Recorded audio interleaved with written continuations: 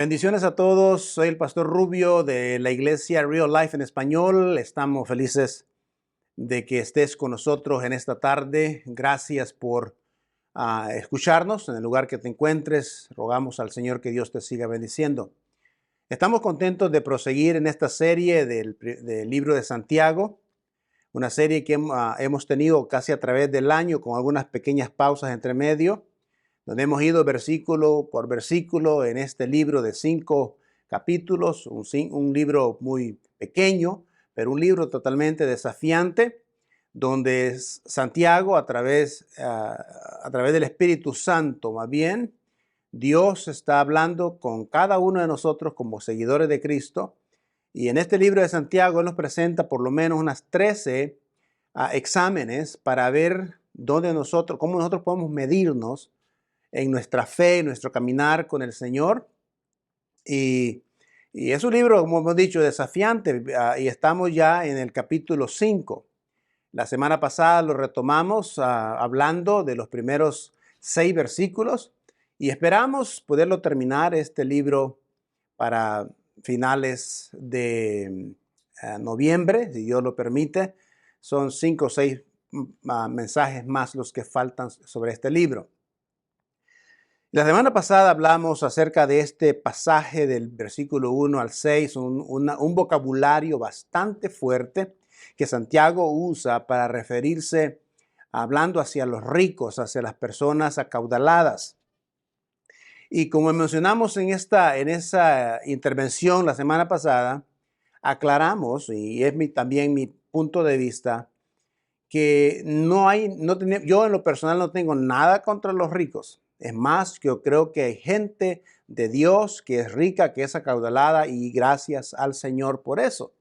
Digo esto porque especialmente en nuestra cultura hispana, siempre de alguna forma se ha incentivado el resentimiento a las personas que tienen más. Yo creo que uno debe de alegrarse y contentarse al saber que una persona tiene más, como hijos de Dios. Pero lo que sucede es que la semana pasada hablábamos de estas estadísticas que hay a nivel del mundo y que realmente lo que le llamamos el cristianismo occidental, todos aquí en Estados Unidos tienen más que la gran mayoría de la población del mundo. En otras palabras, per cápita, nosotros tenemos más que todo el mundo. Entonces, la mayor parte de la población del mundo nos considera a los habitantes de Estados Unidos como ricos.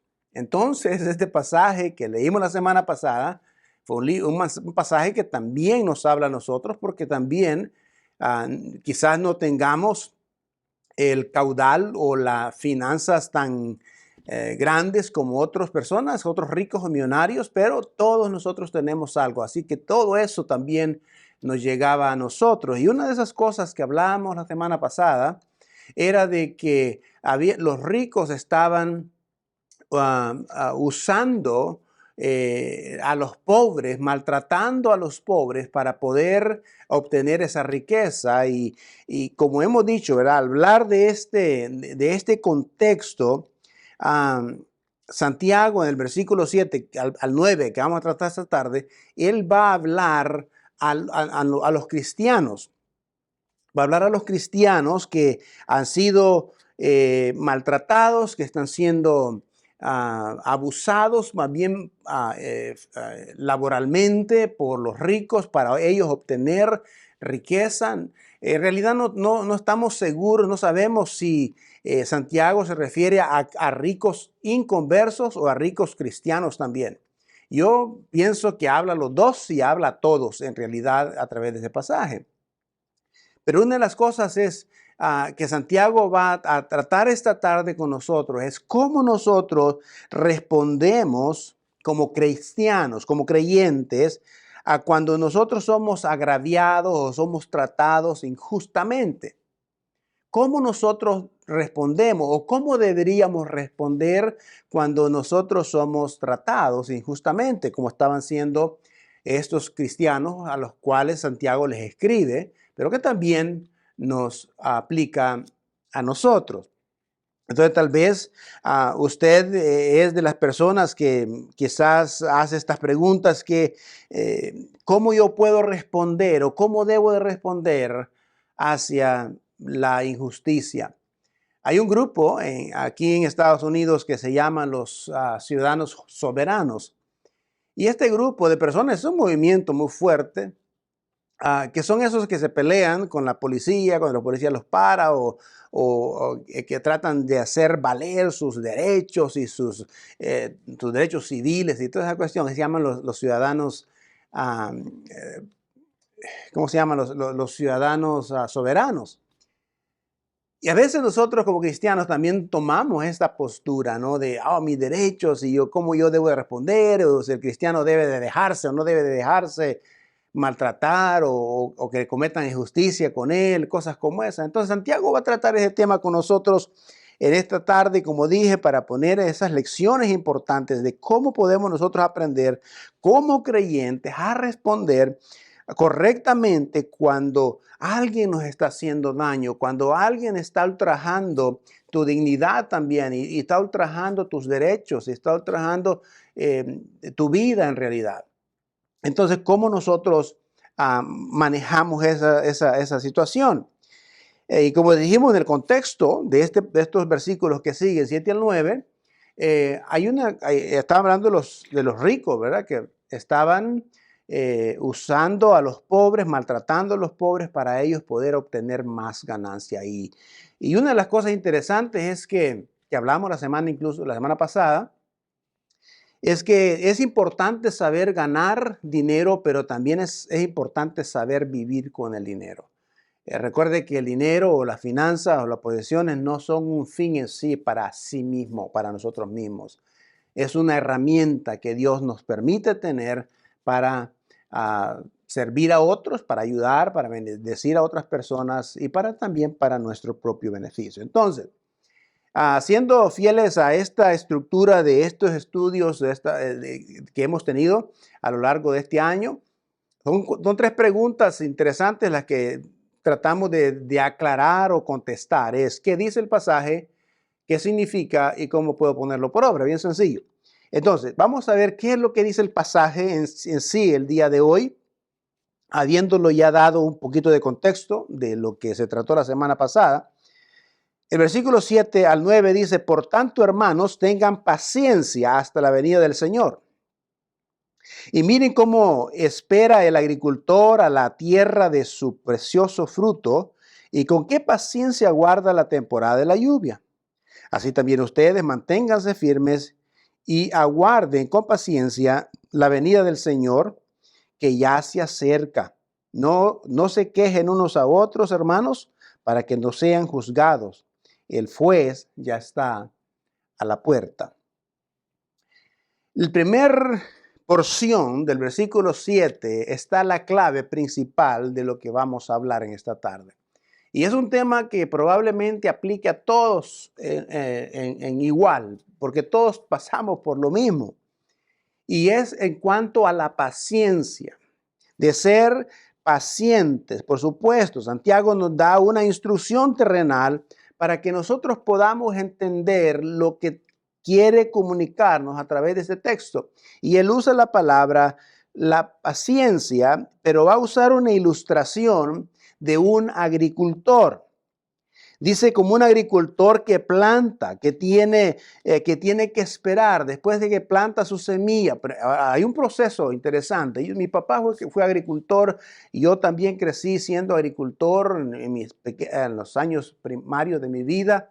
Y hay un proceso extraordinario del agricultor. Primero prepara la tierra, planta la semilla y luego, como eran por lo general en aquellos años y los terrenos no eran dados para riego artificial, tenían que esperar la lluvia.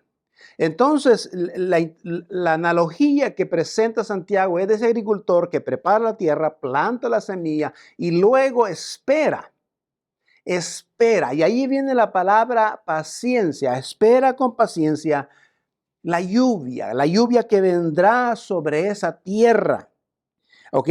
Entonces, por lo menos tiene que esperar la lluvia. No sabe cuándo va a llover ni cuánto va a llover, pero sabe que va a producir, va a haber producto, pero sabe también que va a venir la lluvia. No tiene control sobre nada.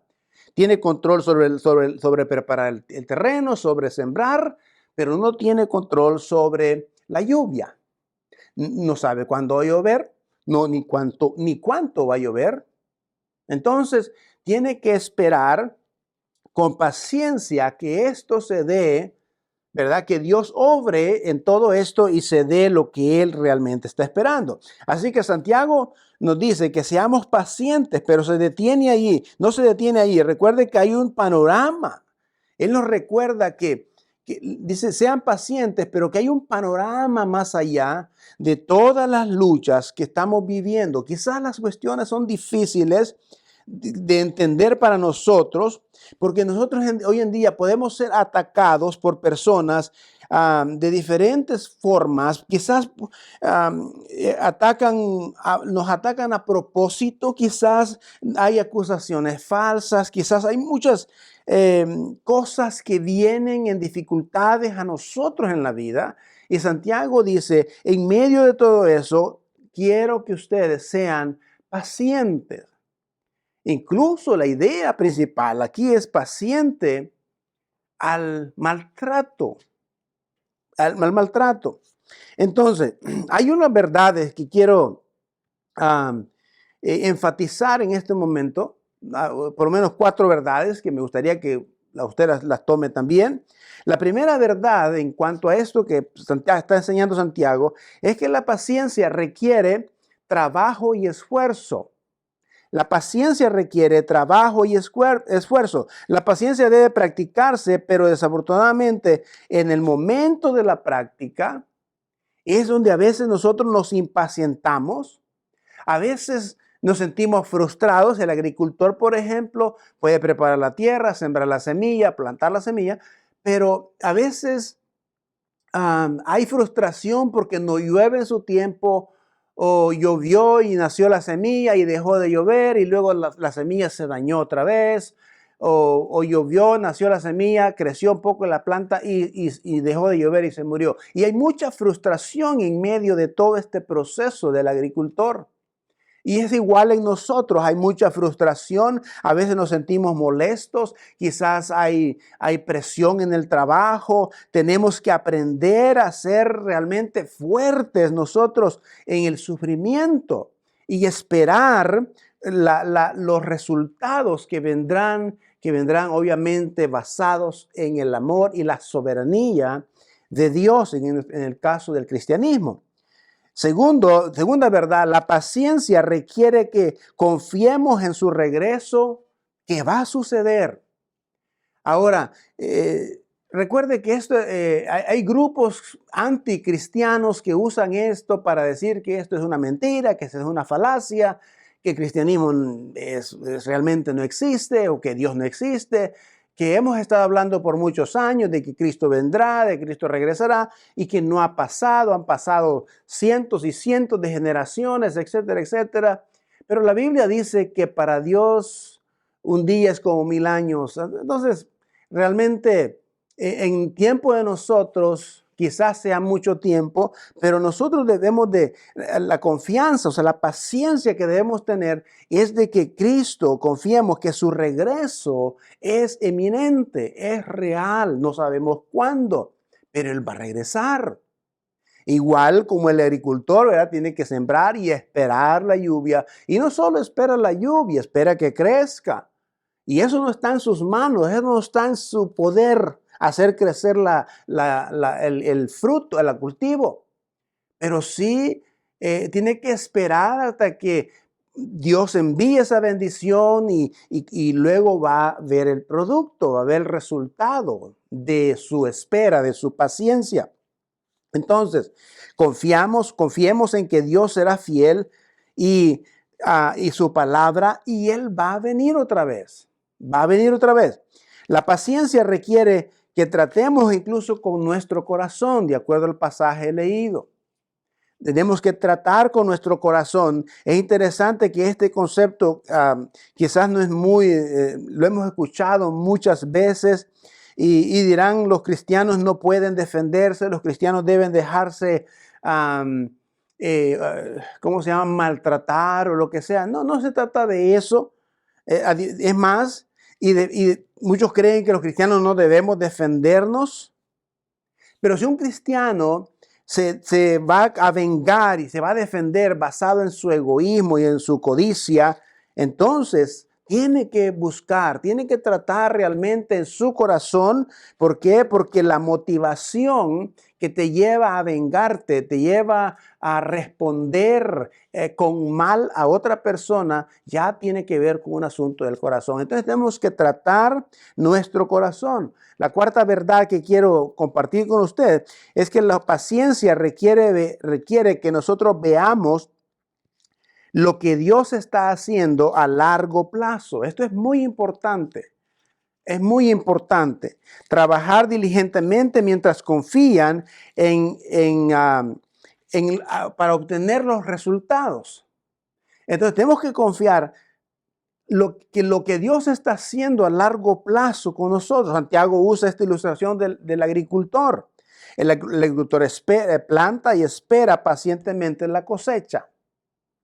Ahora, esto obviamente requiere esperar, y lo que menos queremos nosotros, especialmente en la vida ajetreada y correteada que tenemos aquí en Estados Unidos, es esperar, y es la paciencia. Por eso, no sé si han notado que más y más se está agilizando esto quizás por la ocupación tan ajetreada de la gente. Ahora a las tiendas mayoritarias tienen eso de, ¿cómo se llama? De recoger, ordenas los alimentos por internet y luego te los tienen ahí en la puerta de la tienda, nomás los recoges y te vas, los famosos drive-thru, todo esto, ¿no? Y es más, estamos a veces en una línea, en una tienda, y hay una línea grande de espera para pagar y quisiéramos estar enfrente. O sea, ahora se ha hecho eso del self-checkout, ¿verdad? Entonces, porque la gente constantemente pierde la paciencia y estamos corriendo más y queremos las cosas al instante. En realidad, las cosas espirituales no son quizás igual. Por lo general, Dios cuando trata con nosotros, tenemos que trata con nuestra vida, en la vida de otras personas, no es instantáneo. Lo que Dios está haciendo en la vida nuestra y la de otras personas no es instantáneo. No es instantáneo.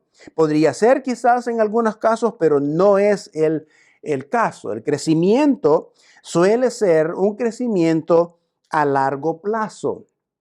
Un crecimiento a largo plazo. Habrá mucho trabajo para hacer, podemos cosechar, la cosecha no podrá detenerse a la mitad del camino de la cosecha, esperar grandes resultados, tomará tiempo y tomará trabajo, obviamente.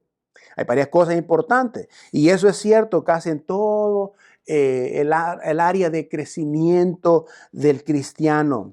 El fruto espiritual genuino que Dios va a producir en nosotros no es un proceso rápido, no es un proceso que se da de la noche a la mañana, es un proceso de maduración del cristiano. Eso se da, hay una espera, tiene que aprender a esperar de que lo que Dios está haciendo es a largo plazo. Además, nuestro crecimiento y nuestro caminar con el Señor, nuestra madurez. Pablo lo compara con un atleta. Con un atleta. Ahora, recuerden una cosa, yo traigo una camisa aquí del número 4 de los Cowboys de Romo. No, Prescott, perdón. Y no crea que este muchacho, que es el quarterback de los Cowboys, no crea que de la noche a la mañana, de un día se levantó, hizo unas 2 prácticas y ya luego lo van a poner a jugar y tener un alto rendimiento en un equipo tan competitivo.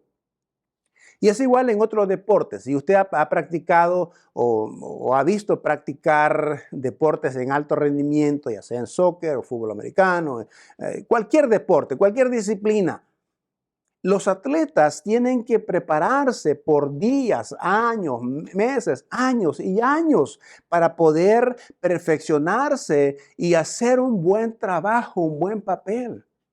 Y Pablo lo llama que somos como un atleta, pero en el atleta hay una disciplina. Ellos se disciplinan a una hora de levantarse, a una hora de acostarse, la comida que comen, los lugares que visitan, su salud, todo es una disciplina muy rígida para ser un buen atleta. Como cristianos a veces no nos gusta esta palabra porque usa la palabra de ser disciplinados. Pero en medio de todo eso, al recordar que este proceso que Dios comenzó en nosotros lo va a perfeccionar hasta el día de Jesucristo, ese proceso requiere disciplina, requiere trabajo, requiere paciencia, requiere esfuerzo, requiere valentía, requiere dedicación. Y eso es verdad en nuestra vida cristiana. Así es. Entonces tenemos que esperar y si nosotros tenemos un modelo, no sé quién sea su modelo que usted sigue en su vida cristiana, pero imagino que cada uno tiene un modelo a seguir. Y para los cristianos obviamente tenemos a Jesucristo, que es nuestro modelo principal. Él es el modelo de trabajo, es el modelo de espera, es el modelo de persistencia. No hay más. Alguien más diferente que Jesús, al cual usted y yo debemos imitar. Así que la analogía de la agricultura que nos presenta Santiago, esperar con paciencia, hacemos lo que hacen el agricultor. ¿Ok? Ahora, ¿vendrá la bendición de Dios? Definitivamente que vendrá la bendición de Dios. Puede hacer todas las cosas que supone que debe de hacer. Puede arar la tierra, preparar la tierra, puede plantar la semilla. Todo requiere fe. Pero Dios es quien va a traer la lluvia. Y es Dios el que va a producir el fruto. Y es Dios el que va a producir la cosecha. Ahora también usted y yo debemos ir a recoger la cosecha. Lo puedes fertilizar la tierra de gran manera, puedes preparar los graneros para la cosecha, pero todavía depende de Dios que Él traiga la cosecha. Entonces tiene que ver todo esto con espera. No solo depende de Dios traer la cosecha, sino que también depende de Dios cuánta cosecha vas a tener. Todo esto gira en torno a lo que Santiago está diciendo, que tengamos paciencia, amados hermanos, dije, tengan paciencia mientras esperan el regreso del Señor. Piensen allí en los agricultores que con paciencia esperan la lluvia del otoño. Ahora, Santiago realmente está tratando de decir es que cuando seas agraviado, espera con paciencia al Señor, quien viene pronto con justicia para juzgar a cada persona. La palabra paciencia en este contexto de este pasaje tiene más que ver con el autocontrol. El autocontrol de no reaccionar lo mismo que reaccionan los demás quizás. Tú tienes que reaccionar diferente ante la injusticia, reaccionar diferente cuando tus derechos quizás están siendo violados. Tienes que reaccionar diferente, no igual como reaccionaría una persona que no tiene a Dios. Entonces, la paciencia bíblica es la tolerancia, es ser tolerantes unos con otros, tolerantes con los hermanos, con los nuevos creyentes, con los inconversos. Porque cuando usted es tolerante y usted tolera y es paciente con los demás, es porque usted les ama. Y quizás está dándoles una oportunidad para que esas personas puedan, de hecho, venir a conocer del amor de Dios. Entonces, es importante, por ejemplo, de la importancia de la cosecha que vendrá. Valdrá la pena, escúcheme bien, valdrá la pena esperar con paciencia, sin importar el tamaño de la cosecha. Vale la pena haber esperado. Si ha sido agraviado en la vida, maltratado, valdrá la pena la espera de la cosecha. Si ha sido, por ejemplo, si ha sufrido enfermedades, lo que sea en este mundo, habrá valido la pena tu espera. Es más, si ha habido arduo trabajo en tu vida como cristiano en la obra del Señor, habrá valido la pena la espera. Entonces, no importa la tragedia en esta vida, las incomodidades físicas, las luchas financieras, las luchas físicas, las luchas espirituales, las luchas que usted tengamos, no va a importar. Habrá valido la pena haber esperado con paciencia que Dios haga realmente su obra. Entonces, Santiago nos recuerda que no debemos nosotros quejarnos unos a los otros. Eso es otra cosa que menciona ahí. Entonces, ¿cómo nosotros podemos poner esto en práctica? Déjeme darle 4 formas de cómo usted y yo podemos poner este pasaje en práctica. Y al mismo tiempo es un recordatorio. Debemos recordar esto. Primero, usted y yo debemos recordar que vamos a sufrir en este mundo. Bíblicamente tenemos miles de pasajes en la Biblia donde hablan de que usted y yo vamos a batallar, de ejemplos de personas que batallaron y han sufrido en este mundo. Usted va a sufrir injusticia en este mundo. En este mundo nada es justo porque estamos en un mundo pecaminoso, caído. No hay justicia perfecta aquí. Un día va a haber justicia perfecta, pero ahorita todavía no lo hay. Entonces, mientras usted está en este mundo quebrado, quizás va a haber injusticia, injusticia económica, injusticia social, injusticia, bueno, usted menciónelas. Hay un pasaje en el 1 de Pedro que dice, voy a tratar de ir rápido en este pasaje porque están largos los pasajes bíblicos. 1 de Pedro 4, 2 y 13 dice, queridos hermanos, no extrañen del juego, de la prueba que están soportando como si fueran algo insólito, perdón. Al contrario, alégrense de tener parte de los sufrimientos de Cristo para que también sean inmensa su alegría cuando se revele la gloria de Dios. En otras palabras, cuando Él regrese. Y ahora, déjeme compartir algo muy importante en cuanto a estos hombres que escribieron esta parte. Pedro y los apóstoles, incluyendo Santiago, son personas que creo yo que tienen las credenciales morales, espirituales, morales y físicas para decir lo que dicen. Ellos pasaron por esto. Ellos sufrieron penalidades increíbles. El apóstol Pablo fue uno de ellos también. Entonces, cuando ellos nos dicen, hey, mantengan la tranquilidad, la confianza, la esperanza, aunque hayan sufrimiento, aunque pasen por pruebas de fuego, mantengan la esperanza, es porque también ellos la tuvieron que pasar y vivir. Entonces, una y otra vez el Nuevo Testamento nos recuerda que las personas serán expulsadas a causa de su fe en Jesucristo, serán maltratadas. Quizás eso no sucede en su vida. Pero ahora déjeme decirle esto, pero hay muchos cristianos en algunas otras partes del mundo donde esto es del diario vivir, maltratados, en el diario vivir, en países donde el evangelio no es aceptado. Entonces todo esto nos llega a nosotros porque tenemos que reconocer que va a haber injusticia y a veces nos quejamos por cosas tan superficiales aquí, ¿no? Pero va a haber injusticia en este mundo. Segundo, no busquemos nuestra propia venganza. Porque Romanos dice, no pague a nadie mal por mal. Porque es fácil. Es fácil vengarte. Cuando has pasado un mal día, quisieras que alguien te ha maltratado. A veces es difícil no traer esa frustración a la familia. Es fácil, lo natural de los seres humanos es que si te hacen, el que me las hace, me las paga. Bueno, el cristianismo es lo contrario. Amad a vuestros enemigos. No paguéis a nadie mal por mal, dice Romanos 12, 17 al 19. Procuren hacer lo bueno delante de todos. Si es posible, en cuanto dependa de ustedes, vivan en paz con todos. No tomen venganza, hermanos, dice Pablo. Hermanos míos, si no dejen el castigo en las manos de Dios, porque está escrito, mía es la venganza, yo pagaré, dice el Señor. Entonces, no está bien devolver golpe por golpe.